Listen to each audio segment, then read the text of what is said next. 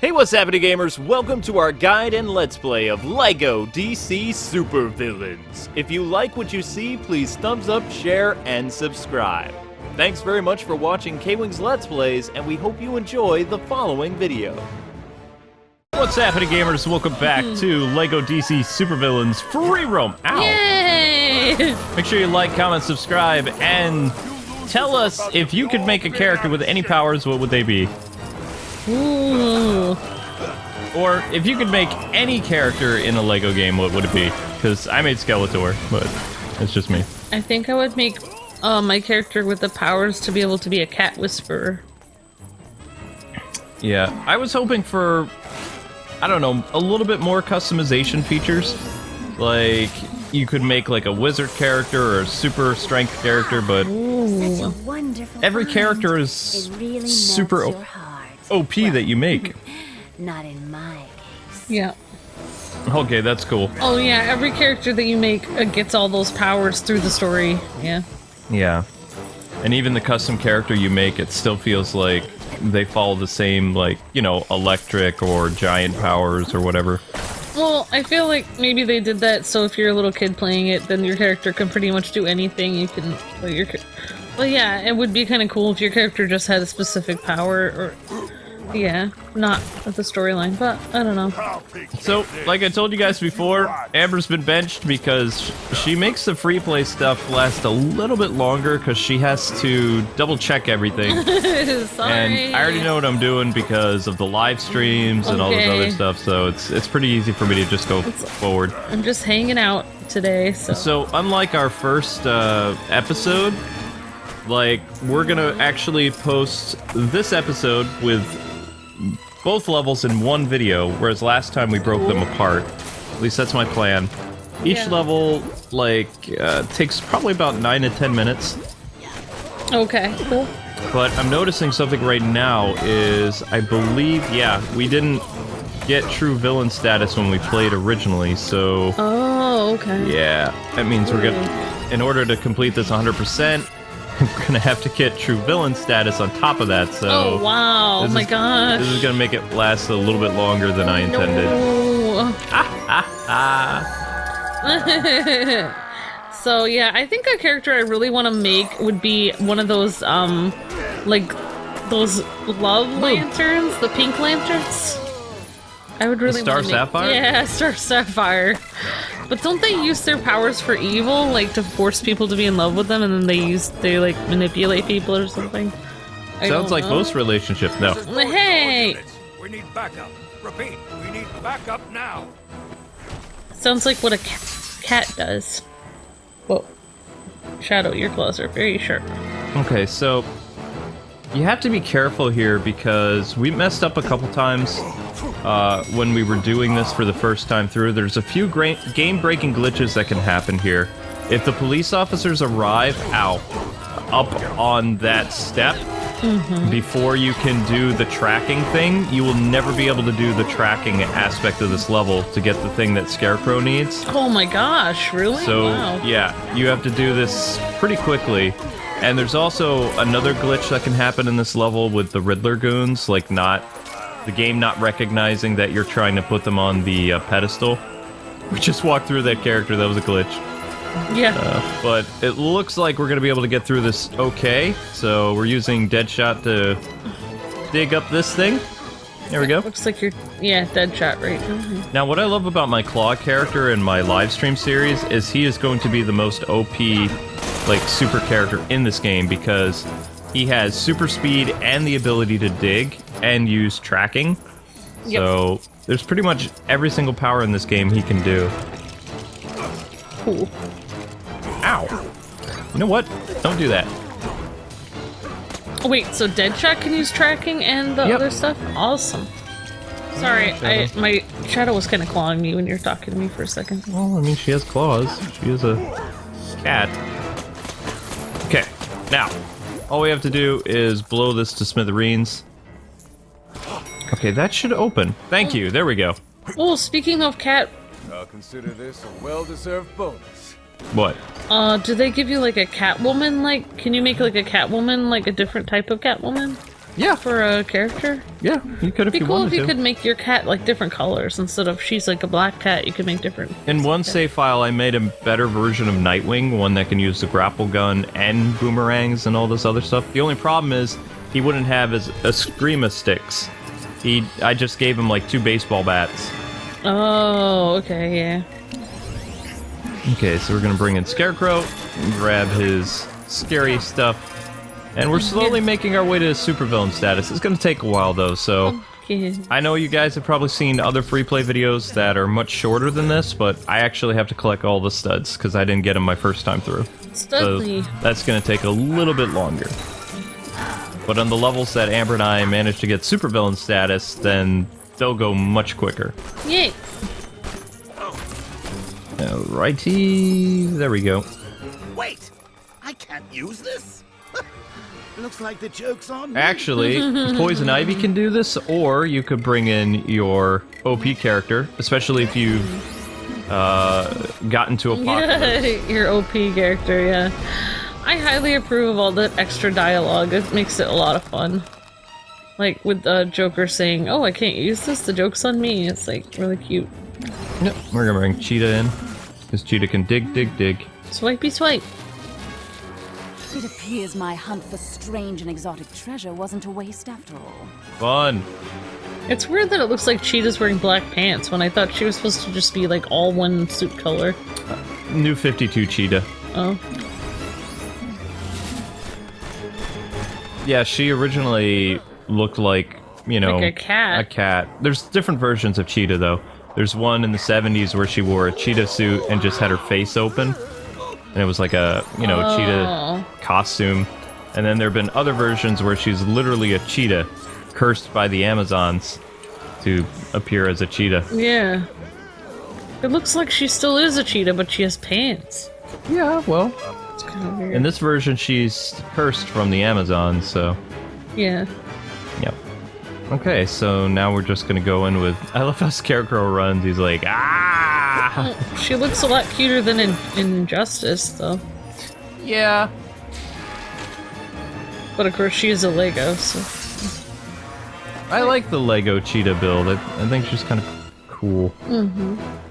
You notice that when Scarecrow runs around, he frightens people? Yeah. I think that's hilarious. Yeah, it is. I'm for true evil! Oh my gosh. Yes! Are you shooting that out of your hands? Evil hands, Oh yeah. my gosh. I wish we still had that program where I could add the echo effect when I did the Skeletor thing. Yeah. Because part of the reason why the Skeletor actors were so good in the 80s is because they had like that ghostly echo. Oh, yeah. I would have to get better software for that. Any purple studs here? No. Okay, Mark. He's having so much fun. Oh, did a great there's job. a hidden icon in there. They probably will never have a Lego game with Mark Hamill doing the Joker again. I think they will. Really? Yep, because we know what the next Lego game is going to be about for DC in a couple years. Mm-hmm. They're going to do the Crisis on Multiple Earths. Oh, wow. Because they brought Anti-Monitor into it. That means the entire DC multiverse is in danger. And it might also explain why Kevin Conroy is the Batman in this Lego universe and Troy Baker and Steve Bloom were the Batman in other Lego universes, other Lego games. So, Marvel's big thing is their, like, basically live-action stuff, but, like, no one can really beat DC with their animation, like, actors that they have, their voice actors. Yeah, that's something. But I thought you were gonna get... Like, over the years, Marvel has started to do more with their multiverse, but no one has done more with their multiverse than DC. Oh, yeah. But DC got so embarrassed by their multiple continuities that they did Crisis on Infinite Earths, which combined all the Earths into one Earth called New Earth. Oh, okay, yeah. And Well, it literally wiped the slate clean. And then, What is it, Chief? I would say in the 2000s, they brought back the idea of multiple Earths, and then also got rid of that for the New 52, when they merged all the worlds and you saw what happened to them in Convergence. You sure about Well, I mean, yeah, I mean, I feel like their storylines are way more complex than the Marvel ones, but I mean, just their their universe in general has so But much. if to you it. guys are wondering at the end of the game who that character is, who is approaching Darkseid, who's still recovering from what happened to him from the Earth 3 character that's in this game, Yeah. is the Anti-Monitor shows up and he is going to probably destroy the LEGO universe. Oh my gosh. Probably starting with Earth 3. So I don't know if I hope that our custom character will appear again for the next game. I Yeah. think that would be great, but I don't know how TT would be able to do it. So that's actually how you unlock Commissioner Gordon. You just use your Skeletor, your custom character, or even somebody like Livewire if your character doesn't have the electricity power. Once you play the Arkham level and you get Livewire, or even, I believe Clayface can do it as well. So I'm trying to think like how far in the game you guys would have to be in order to do free play of this level. You would need Poison Ivy, so I would say after the Poison Ivy level. Like, the Harley and the Ivy is when you could really come into this one. Well, I mean, that's another great thing about your custom character is that it kind of covers all the bases. Like, if you don't have a certain character unlocked, you can still go back and free play it. I've always struggled a little bit with free play in some of the past LEGO games because you've had to collect like 10 of those like canisters. Yep. And they were like really hard to find, and you'd have to bring in the right character. Over time, since the LEGO Marvel games, they've added the little icons of the character you're supposed to switch to for free play. Yes. So they've made it more accessible and less I'll be taking for this. the LEGO fans. Yep. I like that a lot. And we're gonna bring in Clayface because I just like how he transforms and, fools the guard. Now, all the heroes in this game can use the security checkpoints. They just wave and then they get let in. But if you're Clayface, what's great about him is he will always shapeshift into another character. So she's making sure you're a good guy. So if you're Clayface, it's like you can pretend to be a good guy even if you're a bad guy. Mm-hmm. That's cool. And he'll shapeshift into characters like Commissioner Gordon or police officers and I stuff feel like like, that. yeah, they did such a great job with Clayface because I don't remember him ever shapeshifting like that before, and he's actually doing what Clayface does best, which is shapeshift. I'm pretty sure he had a big fig in Lego Batman 3, but not to the point where he actually looks like mud. Oh, Yeah. please. Don't people ever get tired of making things too easy for me? Whatever, Arkham Riddler.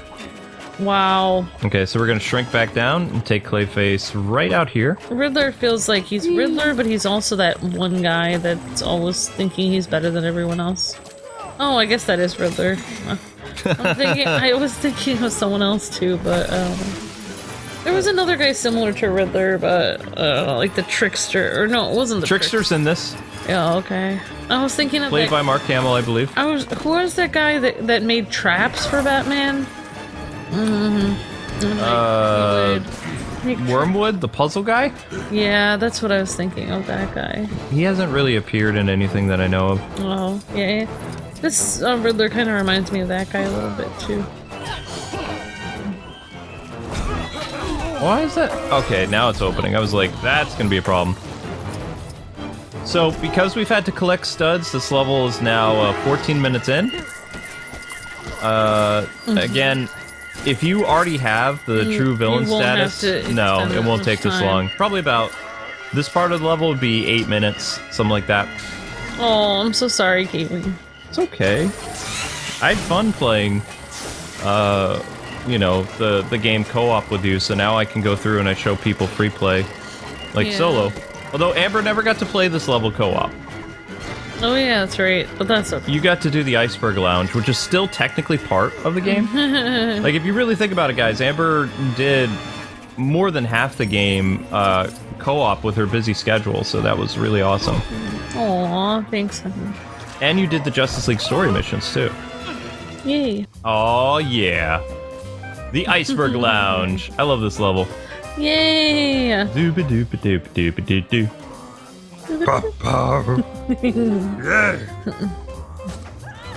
Okay, so with Clayface, you can pretty much, I believe we got the thing.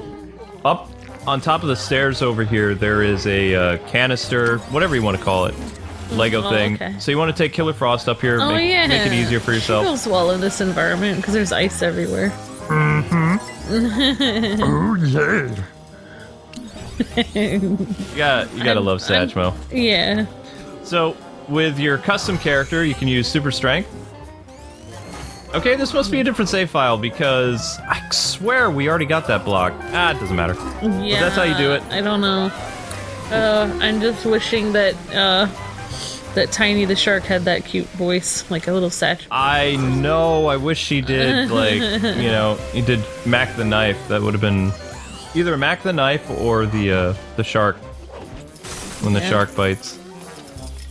That would have been perfect, but copyright. So, I mean, you can't do everything. So, if you guys were confused, the Ice Sculptor, you're not supposed to bring in Killer Frost, you're supposed to bring in a character that has heat vision. So, for us, it was Skeletor! Yes! Yeah. Nasaliness for the win! I think that Mac the Knife is when the shark bites. I think that's the Really? song. I was going to bring something I don't know, I'll have to use, look it up later. but I lost the coin toss. You lost the coin toss. So, I didn't know that, but Two-Face doesn't have a grapple gun. He used to. Oh, that's weird. So, only a handful of characters have grapple guns now. It's very surprising. Yep. Alright, I so... want to go to this place. You should take me here for dinner sometime, Luke. Of course, not when it's in Arkham City, after there's no police around and it's all lawless and stuff. Yeah, that wouldn't be good. So yeah, Luke had to explain to me what Tiny the Shark was again, because I forgot. Well, they I named was like, him Sharky in oh, this. wait, I'm not- But yeah, it's totally tiny. It's tiny, yeah. So, if you jump in the shark tank here, Oh my god. you will lose, like, your character's life, but if you do it during free play, or free roaming, excuse me, Yeah. then nothing really happens because he's getting ready for his performance. So, Oh, I see. yeah. But yeah, but here you'll definitely, yeah. So yeah, and I was talking to Luke. I was like, why would like the police, or why would he be allowed to have a shark in his thing, you know, in his restaurant? And he's just like, because there are no police around anymore. I was like, oh yeah, I forgot what Arkham City was about. You know, it was actually the animated series, I believe, that came up with the concept of giving Penguin his own kind of like club. Yeah, his club. Yeah, I don't remember that showing up in the comics until after the animated series. I might be wrong. I thought originally in the animated series, like, Penguin, like, I remember in, like, the 60s and stuff, like, in different incarnations of him, he always had his aviary of doom, where he would have his giant aviary where he had all these birds. But I feel like in the animated series, yeah, like, they changed his character and made him, like, a club owner. Like, he originally tried to make all the high society people like him, but then that didn't work out, so then he just made his own club, basically. Well, they don't really explain how he makes his club. You have to remember there's a time skip. So the animated series ended, and then it kind of had, like, that Sub-Zero movie that was supposed to appear right after the animated series went off the air, but it took them, like, another... I believe it was, like, 2.5 years for them to get it, like, on home video. It was supposed to be in theaters. Yeah, but Yes! what a great part of Penguin's personality. Like, so glad that happened, because this is so great. Like, Yep. him having his own club is so cool. It was, they gave him his club during the controversial 4th season, like, animation style, which, technically, yes, it's the 4th season of Batman the Animated Series, but it's a completely different art style. Most of the actors have been replaced, except for the principal cast. Lauren Lester's back as Nightwing, Kevin is Batman, Mark is Joker, Show's over. I- Let's all just come along quietly and get on with our day. and Arlene is Harley, but they had a new Poison Ivy, a new Scarecrow, a new Penguin. Two-Face was the same. Yeah. Everybody else was new, though. I thought it was called, like, The New Adventures of Batman and Robin or something. No, that the was something New else. Batman Superman Adventures. New Adventures of Batman and Robin was the 3rd season of Batman the Animated Series. Oh, okay. Alright. Except I believe it was just called The Adventures of Batman and Robin. Oh, okay. And that's because they were trying to hype up the Batman Forever movie, so they redid the show to highlight Robin, and they brought Robin into more of the episodes. Oh yeah, they put him in the intro and stuff, I thought. Because remember, Robin in the first 2 seasons, he only appeared a couple times because he was off at college. And so he would come home on the weekend. Whenever there was a weekend-based episode, like something that happened on a Friday, Saturday, or Sunday, even a Monday, Robin was there. But if it was any other time during the week, he wasn't around.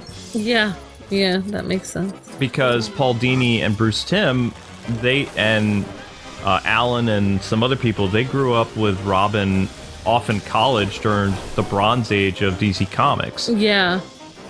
He was over at Hudson University. Yep, that's how they grew up with him, so that makes sense. Yeah. And they brought that to us in the animated series, which was great. Yeah. I was trying to think of a fancy word, but it's too early in the morning. Yeah. So I can't. It's like they were bringing us a glimpse of their childhood and how they remember him. Yeah. Yeah, kind of. Except I believe they were teenagers when those comics were in the 70s and 80s. Ah. But it was an interesting thing. I mean, it all led to eventually Robin becoming Nightwing, like leaving the nest, and it was the only time that I can remember that in comic books, they started to age the sidekicks, which was cool. Yeah. Well, it was about time. Nightwing really, I think he needed to, because they made him wear those terrible shorts when he was little, so he had to break free of that. Yep. There was never, when Marv Wolfman and George Perez made the Nightwing suit, there was no doubt in their mind that Robin was going to have pants. Yeah. Oh my gosh. Okay, so we're going to use Pangy That here. was weird that Penguin just flopped right down, face forward. Plop, plop. Yep. All right, so what you want to do is, this is glass. You can use Reverse Flash, or you can use Batman's Sonic Batarang. So that's what we're going to do. And inside there, I believe, is our red brick. So what was up with, like, Penguin anyway? Like, was he born to high society people and then rejected or something? That's why he knew all that fancy language and stuff, because... But here's the thing, I can't remember if that happened in the comics, or if that was a Tim Burton thing that later became part of the Batman canon for the animated series, the 2004 Batman show, and every other Penguin appearance. Yeah. Okay, so we got everything now. I always remember in the animated series, like, if people had accepted him for who he was, he probably wouldn't have ended up being a criminal, because he tried to get accepted first, and they just rejected him. Well, no, that wasn't his origin. He had already been a bad guy for a while. He was trying to be reformed, and he fell in love with that one girl. Her name escapes me. She had red hair. Veronica Vreeland. Yep. But she was using him along with, I guess it was her aristocrat boyfriend. I don't remember. Yeah. The guy who sounded like this. Yeah. What a guess. Making the bird think that he's part of high society. Yeah, that was a cruel episode. Yeah, I felt so bad for him then. It's like anyone would, I guess. Okay, so now we just have to shoot the Scarecrow down. That was what the animated series did such a great job of, like, making you feel for all the characters. They humanized them. They brought in a psychological element into a cartoon show, and they made you feel for all the villains. It wasn't just like... Every single one of them had something, except for Joker. Joker always was bad. But Penguin was... You could kind of relate to him. Scarecrow, he was a psychopath. But you could understand... some aspects about, he got fired from the university and whatever. But Penguin, Two-Face, Talia, and Catwoman all had, like, a lot of character growth, and they had a lot of, like, humanity to them. Yeah. I still believe in Harvey Dent. I always think Harvey Dent can be reformed. Riddler was just a guy who got fired, and he had his ideas stolen, but he was already kind of crazy to begin with. He was like an eccentric builder. But Jervis Tetch, the Mad Hatter, was also kind of a sad story, though. I always forget what happened to him, but... The first appearance of the Mad Hatter is kind of a tragic story. And then his later appearances, he's just incredibly insane. Yeah. Well, I mean, you feel for some of them more than others, because some of them actually have a reason to be supervillains, and some of them just don't really. And there was a reason why Mr. Freeze won the Emmy. He was just like the most relatable character in the entire show. And he only appeared a handful of times. In fact, they didn't really know how to use Mr. Freeze. He just stayed in prison most of the time. Yeah. They didn't know what to do with him. So when Batman and Robin came, they were mandated to put him in the show more. So he appeared like one more time, and he also appeared in like Batman's nightmares. Yeah, that episode where he kidnapped Barbara was really weird to me. That was a movie. Oh, never mind. And that, yeah. Yeah, that was, I mean, I just felt like it was so out of, like, would he really do that? Like, I don't know. Well, I mean, he was trying to find a donor for his wife. Yeah. He was kind of desperate. Yeah. And she just randomly got selected because that was the plot. Yeah, exactly. They wanted to... Coincidence, she just happens to be Dick Grayson's girlfriend. Mm-hmm. And that's how it connected all those characters. I always wish they had more of the way that Dick Grayson and Barbara were on the dance floor and hanging out, kind of dating and stuff. I wish that they had done more like that episodes. Like, you got to see them, like, with their... I don't know, with like their romance. Like, that was like the only episode I got to see of Dick Grayson and Barbara being romantic ever.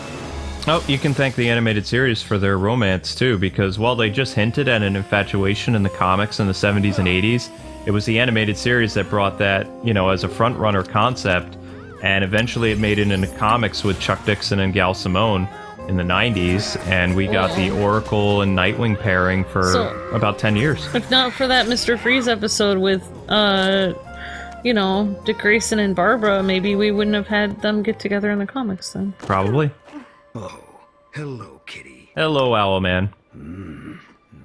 So, everybody's saying it's kind of a surprise that Roger Craig Smith was Owlman, but they couldn't get James Woods to do it, so... Oh, yeah. I think he was busy with the Kingdom Hearts game, because he reprises his role as Hades again. Yeah, I mean, Roger Craig Smith sounds pretty good. Yeah. He sounds like an owl man. I don't really... Every time I see Owlman, I'm like, where are his ears? He doesn't look like Batman. He doesn't have any ears, but he's an owl. He's an owl, yeah. Owls don't have any ears, then? Oh, wait, they do, but they're not, like, pointy. That's an interesting question. I don't really know. That's, I feel like I need to look that up now. Alright, there we go. So 100% complete on this level, guys and gals. It took a little bit longer because, you know, we didn't have the status, but we do now. And the hidden character in this level was Commissioner Gordon. But anyway, thank you so much for watching the second Freeplay episode. We did both of the levels in one part, so we hope you guys enjoyed that. And we'll see you with more LEGO DC supervillains goodness very soon. Come back tomorrow for part 3 of our Freeplay series. Have a great day, guys. See ya!